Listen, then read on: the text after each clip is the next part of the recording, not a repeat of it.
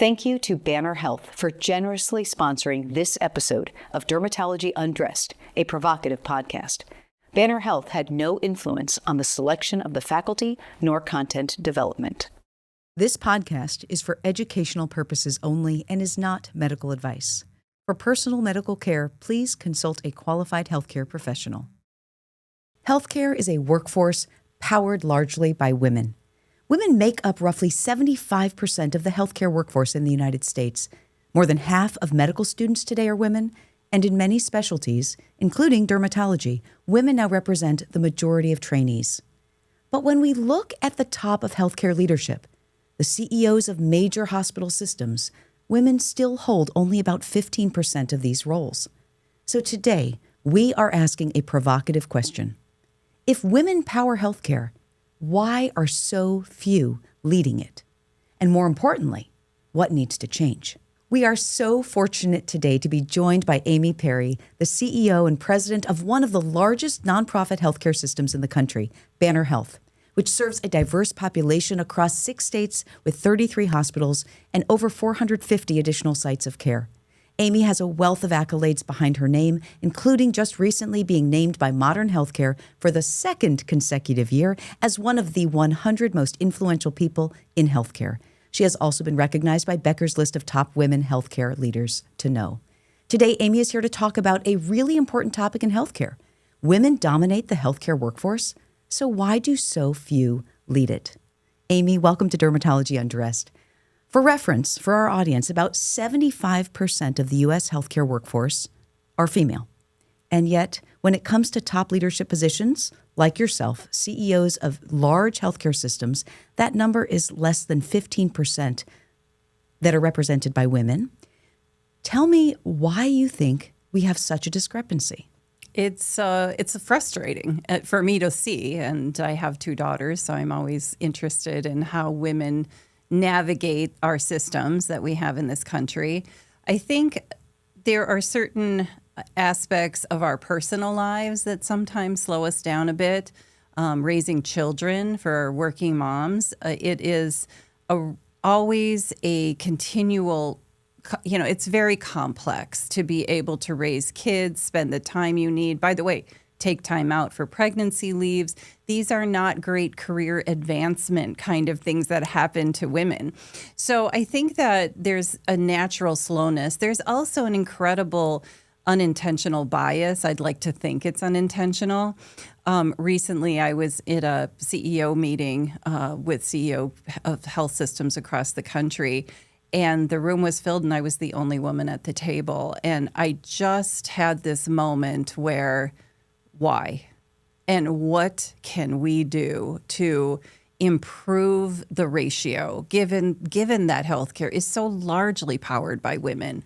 And because healthcare, the workforce, and oftentimes even the medical decision-making that is made for families is made by women. So it's not just that the workforce that's providing care to our population is female, but the decisions that are being made about healthcare are largely provided by females and families. And statistics show this over and over again.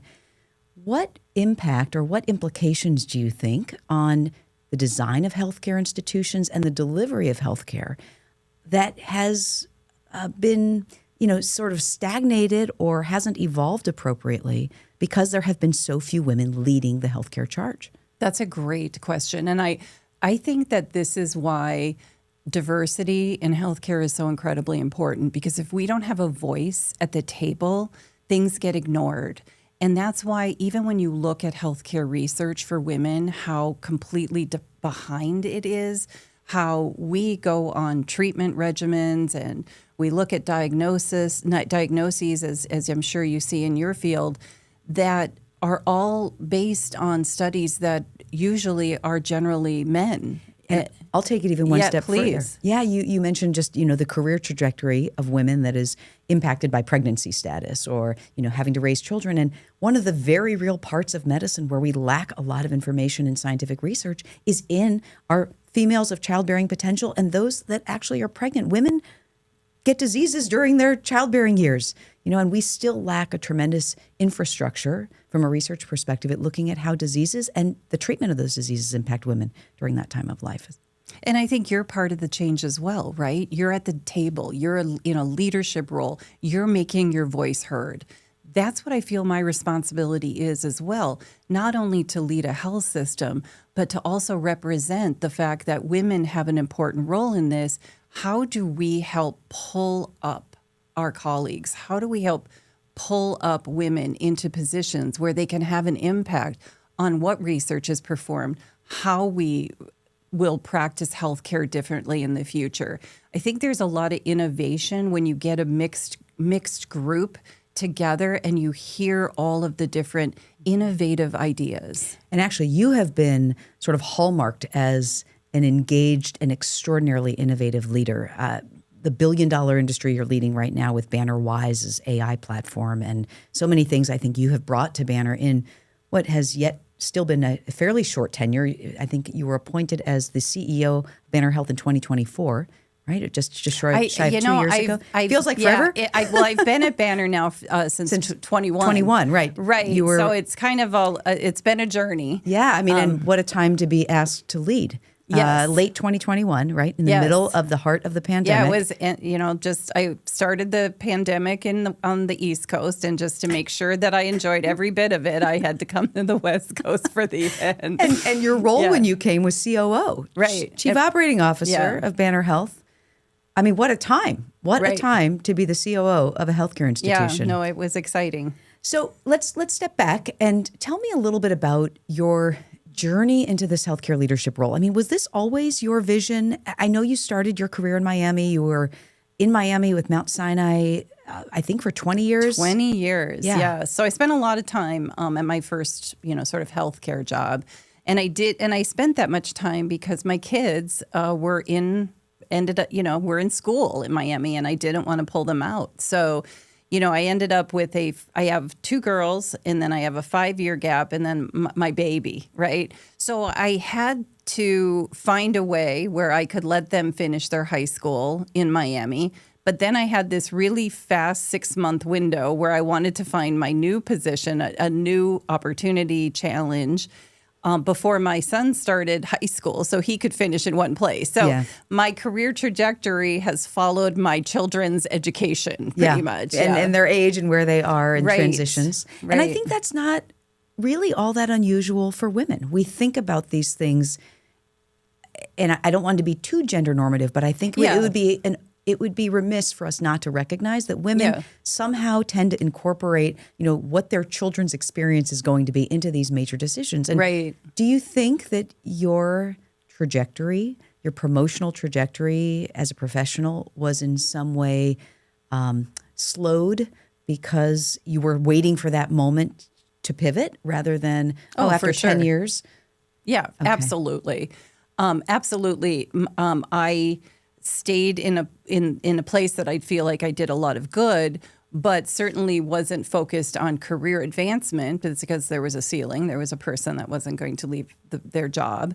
And so for me, I had to sort of, this was my decision to wait it out so that my girls could finish high school and then and then make my move from there. But, I think there's, when I was thinking about the reasons that, and you're right about being gender normative, and I'm very sensitive to that. There's plenty of men that choose to take care of their children. I think the whole children rearing piece of this has influences how parents can, experience a career in addition to, raising children. Raising children is a full-time job. So when you add these other components to it, it just adds to the complexity. So I also see women that are successful have either sometimes no children or they have very supportive spouses, which is what I have. I have a real tight partnership with my spouse. So that has allowed me to do things that I wouldn't be able to do without that support. Yeah, and that I think that also can't be under-mentioned or not called out as much. The spouses of every successful person usually are pivotal, but I think more so when you get to a certain echelon in women in leadership in any organization, whether that's healthcare or tech, the spousal support at home seems to take it up a notch quite a bit to really embrace the female role of, being a leader in whatever they're doing. Right.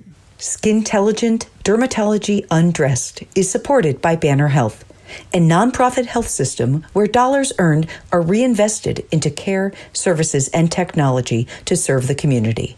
Learn more at bannerhealth.com/about. So I want to ask a question about Banner Health specifically, because, it is true that women that hold these top executive roles in healthcare are few, but in very large healthcare institutions, it's even fewer. I mean, the gap is even bigger. Basically, the larger the healthcare system, the larger the gap. Do you think Banner volitionally pushes the envelope, Banner Health, in this way? So I think that I have been the beneficiary of a woman chair of our board.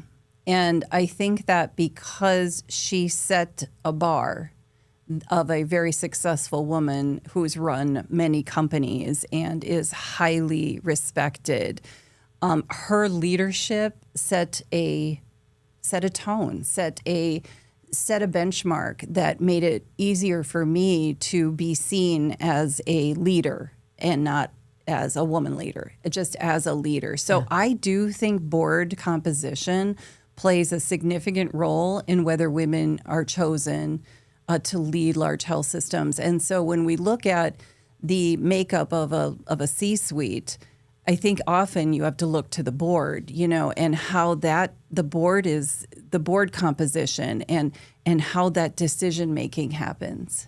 And that's very interesting. I'm actually going to look at my notes here because there was research I pulled from UC Davis that found that the top 25 California companies with the highest female executive representation had a 74% higher median return on assets than their peers. Nice. And S&P Global has documented better stock performance at companies with female CEOs and CFOs. So the business case seems to be remarkably strong, and perhaps, as you say, the president of the board of Banner Health having been female and set the tone. Yes. Why do you think that this isn't more pervasive or well understood? I mean, is it just cultural bias, as you suggested, that sort of this understood nuance of expectation? Is it ego? Is it fear of the unknown, perhaps, that just women haven't been in these roles? And so while the data says that where they are, it's great, but we haven't ever experienced that, so we hold back. Gosh, there's so many of those. You've just named a bunch of the reasons. First of all, slower starts leads to a different career experience and resume. So two colleagues, one that might have been slowed down by maybe potentially doing more parenting than career work, will have a slightly less experience in their resume. And so we do have a comparison. And by the way, that exists not only for women, but for other diversity candidates who might have been slowed down on a promotional journey. And therefore, the experience level might not be the same. And I think that for us, we need to define talent differently. We need to look for the critical thinking skills, the ability to do a job beyond what might be on someone's resume. And I think that those aspects of recruitment and retention need to be really, really thought through in a different way. I'm hoping that we're going towards a different place, but the other thing that I would mention is that women are remarkable multitaskers, right? Not only do we take care of kids, we take care of our parents, we take care of everybody. Not to be too gender normative, but I think the majority of our listeners would agree. Right, and there are men that do the same thing, and God bless them. But we uniformly excel at multitasking. But we are, making sure everything is okay. So we are great number twos, right? Because if I'm running a company, I want me. I'm like making sure the temperature's right, everybody's fed. It's it's just something we do. Some of us do without thinking about it. Yeah. And so I do think, and I see other successful women who I see in those number two slots, and we extend the lives of the CEOs, the male CEOs. Mm-hmm. And so I do think that trying to get to that next level, there needs to be a little bit more of a balance in how we approach our careers. That's a very interesting piece. You started off by saying that, the diversification and representation, which is so important for who we serve in healthcare specifically, but also how the leadership ultimately determines how, not just who, but how the healthcare delivery is executed. Right. And you and I are both aware of what I would consider a pretty funny advertisement that was put out by Elf Beauty not too long ago, titled, "So Many Dicks, So Few of Everyone Else." As it turns out, there are more men on U.S. corporate boards named Dick, Richard, Rich, Dick, than entire groups of underrepresented people. That is a phenomenal statement to realize. More men named Richard than entire groups of underrepresented people. So again, when we think about where healthcare is, overall 15% of healthcare is led by CEOs that are female. The majority of the workforce is female. The majority of healthcare decision makers are female. And yet we're sort of tied, right, for influence at the CEO level, even in corporate board level, with other industries like tech, manufacturing. I want to get down to a little bit more detail, if you can, about where you think women add an exceptionally important role in leadership in healthcare, specifically because of the workforce being female, because of the influence in healthcare decision-making being female. The whole Dick conversation is an incredibly important one. And my assessment of it is that we, women, need to invest more in relationship development. And so on my career journey, what I did was focused on results. I focused on, okay, here's what we need to do. Let's get it done. More often than, hey, let me make these 3 calls and network and figure out, who knows who and how we're going to sort of get through this experience and move the ball forward. That takes social time. Okay, which then again is also limited when you're a multitasking, nurturing person. Taking care of your children. Man or woman, right? Yes, right. And so what I would have done, I think, if I could do it over again, is I would have sooner made sure that my relationship and network development was moving at the equal speed to my delivery of results. Interesting. Right. And I do think when you look at, men, CEO men, and you see often very fast career trajectories, oftentimes you see the networking, the relationship piece. They're golfing on Thursday afternoons together. Yeah, right. or they're just taking that time to be social. And to be understood. And that is, to me, the number one thing that I think women are, we have lists, okay, Oh, yeah. in my world now, and men have lists too, but I have lists of lists. Oh, yeah. Okay, because we have to manage a lot of things. And so social time, or just the time to check on someone and see how they're doing and build relationships, that often gets pushed to the bottom because it's not an outcome. There's not a clear outcome. Yeah, no. And I think specifically if that relationship that one is nurturing, so to speak, has anything to do with their own professional development, that's where we fall short. We're good with relationships to make sure that our spouse's aging parents yes, of course. are okay. Absolutely. But if it comes to self-interest and maybe That's right. building one's personal, CV not on paper with another colleague, that's not what we're investing in. Right. And that's a really interesting I think it's very important. I would have done more of it. And I find now networking is so enriching. I wish I would have done more of it. I just, didn't. And so now that you're here, let's just say you have arrived, Yes, right? thank goodness. The second consecutive year that you have been named by Modern Healthcare as one of the 100 most influential people in healthcare. That's not most influential women. By the way, you're also on that list if you didn't know, in the top 25. But the 100 most influential women, and you're on the list 2 consecutive years. Having arrived, I recognize you say you would have done something differently, but what do you think you did right? So I like to look at everything with a very open mind.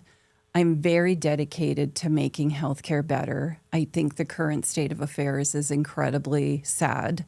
And because of that, I've been pushing the envelope everywhere I can, being as innovative as I can. And that means tech investments. We've made significant investments at Banner in terms of how do we maximize new tech tools that are coming out. I think that the other piece that is so critical to me is changing the cost curve in medicine and investing in wellness. So Banner has an insurance company. That's a very unusual piece where we're both the provider and the payer. Mm-hmm. When we're the payer, because we receive a premium, we actually win when we keep people well. Yeah. This is what drives me every day, because that's the way healthcare should be. It shouldn't be health systems waiting for sick people. It should be outreach into the community, changing people's lives. That's what drives me every day. And I may get this statistic incorrect, but the most recent one that I recall was that the actual mean time that any one person is on a given commercial insured program. So let's just say, for example, you're insured by commercial insurance X because you're employed by company Y. You might be on that company X insurance for 13 months. I think that was the most recent mean I had. So there has been very little interest in investing in wellness, because by the time you get outcomes relative to investing in wellness, it's well beyond the 13 months that you've been on the plan. So Why would company X want to invest significant resources in you being well if you might be on company Y's plan later when the benefits, come in? And so it is an incredibly unique position that Banner's on both sides, the payer and the recipient side. And I commend you. You have an enormous population that are insured under Banner Health. You are the largest employer in Arizona. And to invest so heavily in wellness is remarkable. It's noteworthy, and it's meaningful for the community that you serve that are your employees. I think it's incredibly meaningful. We do insure, we have more than 1 million members. And so it's incredibly important for us to be able to use the tools that we're deploying on our membership to our larger communities. And that's becoming even more important as people are losing their insurance, either because of, lack of subsidies or, Medicaid changes. And so we need to apply those wellness principles throughout our communities. And that's really public health. That's in the schools and in faith-based communities and how we connect with different agencies. So this is a big lift, and we've got to all be in it together. Thank you. I just want to say thank you for what you do. I would also be remiss not to mention how many you educate every year. Oh my as goodness! Well. Yes. Yeah, with all of the alignment with the Banner University of Arizona College of Medicine, both in Phoenix and in Tucson, and educating the next generation of healthcare providers under the influence of such a high integrity system, I think is incredibly important. It's not just about providing the education, but the system within which they learn navigates that direction of what the future looks like for healthcare. And that too is astounding. So I have been in academic medicine my whole career, and I am completely dedicated to it. And it's why we have physicians like you at Banner. It matters when we have physicians that are unafraid to be challenged by the next generation of physicians. That's a level of competence that creates a different environment. And I always say I want to be part. If I get sick, take me to a teaching hospital, take me to an academic organization, and be in that environment of pure intellectual curiosity, which you are the master of. And so I think that is important in health delivery. And I'm going to take this one step forward and connect the healthcare delivery back to leadership and say, this is where humility plays its immense role in healthcare. Because you're right. I am not afraid to be challenged. I want to get smarter. Exactly. I mean, my goal is that I am smarter tomorrow than I was yesterday, always. And by bringing in the new learners, they do challenge you. That's right. They've read the latest article that maybe you haven't gotten around to because you're raising your 3 kids and operating a clinic and, a 501c3 and the other things you're doing. Yes. And so for healthcare leadership as well, I think women lead exceptionally well because they are all the things you've mentioned with being multitaskers and caretakers and all of those things. But I think we also have a humility where we are willing, ready, and able to receive feedback and grow from it. And maybe that's why the UC Davis numbers are as they are. that we actually have better outcomes at times, even financial outcomes, when women are at the top. I love it, and I agree. It's good to be open. Yeah, absolutely. So I want to close today, if we may, with you speaking to a young female listener today. She's a medical student, a nurse, and interested in healthcare administration, whatever it may be.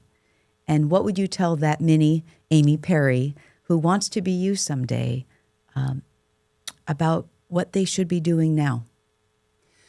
So I would say to follow your heart, first of all, because I don't regret all of the endless days that I spent with my kids, and my family is still absolutely the most important thing to me.